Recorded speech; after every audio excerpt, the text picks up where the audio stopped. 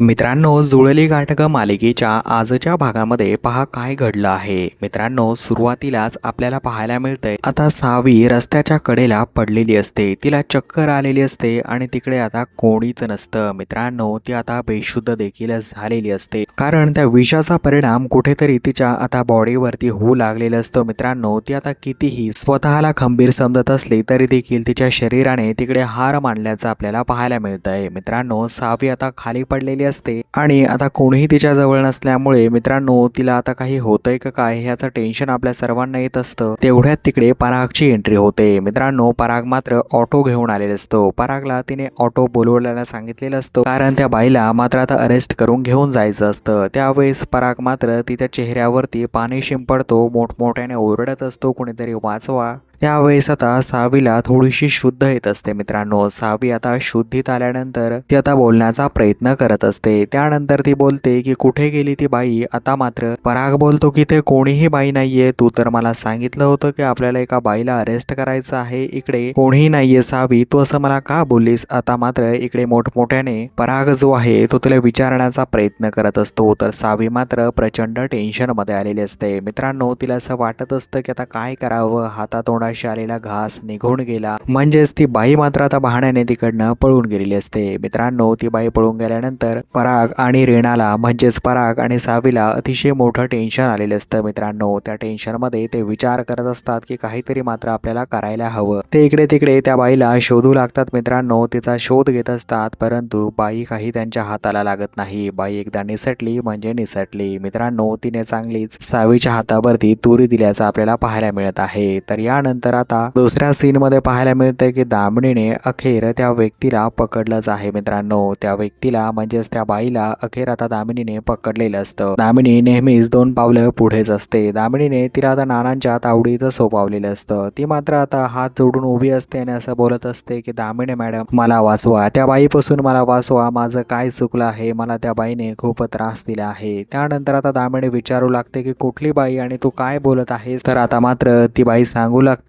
की मला या ठिकाणी जाब विचारण्यासाठी जे आहे एक पोलीस ऑफिसर बाई आली होती. त्यानंतर आता चक्क दामिनीच्या पायाखालची जमीनच सरकते. बाई कशी काय आली, ही बाई नेमकी कोण आहे, माझ्या वाटेत शिरत आहे. त्यावेळेस मात्र नाना विचारू लागतात की दामिनी मॅडम, अशी कुठली बाई आहे जी तुमच्या वाईटावर टपली आहे, हे सर्व तिला उघड करायचं आहे. त्यानंतर आता लगेच दामिनी बोलत असते की ती बाई दुसरी तिसरी कोणी नसून नाना सावीच असायला पाहिजे, असं मात्र इकडे आता ते बोलत असतात. तर मित्रांनो, पाहायला मिळतंय या सर्व गोष्टींचा छडा आता ते पुढे कसे लावतील ते आपण पुढील सीन मध्ये पाहूयात. तर आता फायनली पाहायला मिळतंय की त्या बाई विषयी जे आहे ते दोघे जण विचार करत असतात, नाना आणि दामिनी. दामिनी बोलत असते की मला असं वाटतंय नाना, ही बाई दुसरी तिसरी कोणी नसून ती सावीच आहे. मी कोणाचं एवढं वाईट केलंय, कोणाला एवढा त्रास दिलाय, मी फक्त सावीलाच आजपर्यंत त्रास दिला आहे. त्यामुळे 100% मला खात्री आहे ती बाई म्हणजेच सावी आहे, असं मात्र आता ती नानांना सांगत असते. तर मित्रांनो, नाना देखील बोलत असतात की होय मॅडम, कोणाची स्टप नाही एवढा तुम्हाला कोणाला त्रास देण्याची, म्हणजेच अख्खं कोल्हापूर तुम्हाला किती घाबरतं हे सर्वांनाच माहीत आहे. तर आता पाहायला मिळतंय की नानांना त्या खोट्या साक्ष देणाऱ्या बाईला सोडवण्यासाठी मात्र दामिनी मॅडम आदेश देतात. असं बोलतात की हिला आता सोडून द्या, तिच्या घरी सुखरूप पोहोचत करा, परंतु एक गोष्ट लक्षात ठेवा, तिच्या घरावरती मात्र आपल्याला नजर ठेवायला हवी, कारण ती इन्स्पेक्टर मॅडम पुन्हा येईल तिला त्रास देण्यासाठी. मित्रांनो, नाना बोलतात की होय, आता मी तिच्याकडे चांगलंच लक्ष ठेवतो. आणि आता पाहायला मिळतंय की तिला फायनली नाना तिच्या घरी ड्रॉप करून येतात. नानांनी तिला कारमध्ये तिकडे सोडलेलं आहे. तर घरी मात्र आता अतिशय मोठा धिंगाणा झालेला आहे. म्हणजेच परागच्या फोनवरती आता जे आहे ते अवंतीने फोन करून सांगितलं आहे की घरी मात्र आता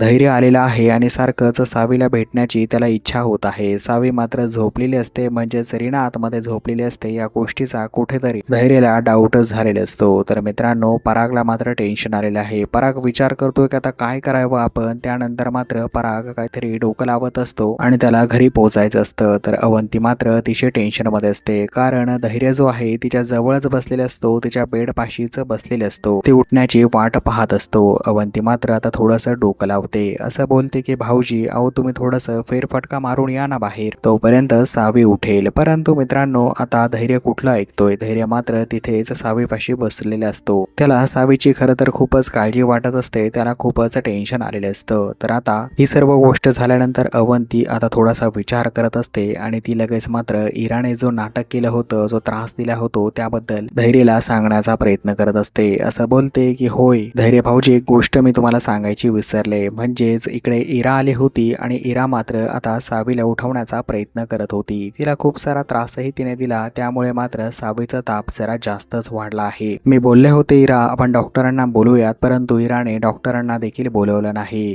असं आता इराचं नाव जे आहे ते मित्रांनो धैर्यला सांगितल्याचं पाहायला मिळतंय अवंतीने. तर ही कामगिरी केल्यामुळे मात्र आता धैर्य प्रचंड चिडलेला असतो. धैर्य बोलतो की अगोदर मी डॉक्टरांना बोलवतो, मग या इराकडे पाहतो. इराला तर मी आज सोडणारच नाही, माझ्या सावीला तिने कसा बरा त्रास दिला. तर मित्रांनो असं बोलत मात्र चिडूनच तो घरातून निघून गेलेला असतो. तर इकडे अवंतीने मात्र आता मोठा श्वास घेतलेला असतो, कारण तिचं टेन्शन थोडंसं गेलेलं असतं. तिने लगेच पांघरून काढल्यानंतर आता रेणाला पाणी पाजलेलं असतं. रेणाचा दम अतिशय तिकडे घुटलेला असतो. तर पुढील सीन मध्ये काय होतंय चला पाहू. मित्रांनो अखेरीस आता पाहायला मिळतंय की आता दामिनी मॅडम शेवटी या दोघांना पकडणार आहेत, पराग आणि सावीला पकडणार आहेत. ते आपण आता पुढे पाहूया. आता पराग आणि सावी अतिशय टेन्शन मध्ये असतात, कारण ती बाई पळून गेलेली असते. आता मात्र ते दोघे जण घरी जाण्याचा विचार करत असतात. लगेच मात्र आता पराग स्कूटी स्टार्ट करत असतो, परंतु त्याची स्कूटी काही चालू होत नसते, कारण पावसाच्या वातावरणामुळे आता स्कूटीला काहीतरी प्रॉब्लेमच झालेला असतो. त्यानंतर आता सावी आणि पराग ती स्कूटी ढकलत घेऊन पुढे चाललेले असतात. मित्रांनो त्याच वेळेस पाहायला मिळते तिकडनं मात्र आता दामिनी मॅडमची गाडी येत असते. दामिनी आता नानांसोबत असतात. त्याच वेळेस मात्र आता दामिनीची चालाख नजर या दोघांवरती पडते. त्यावेळेस दामिनी विचार करते की माझा हा भास तर नाही ना,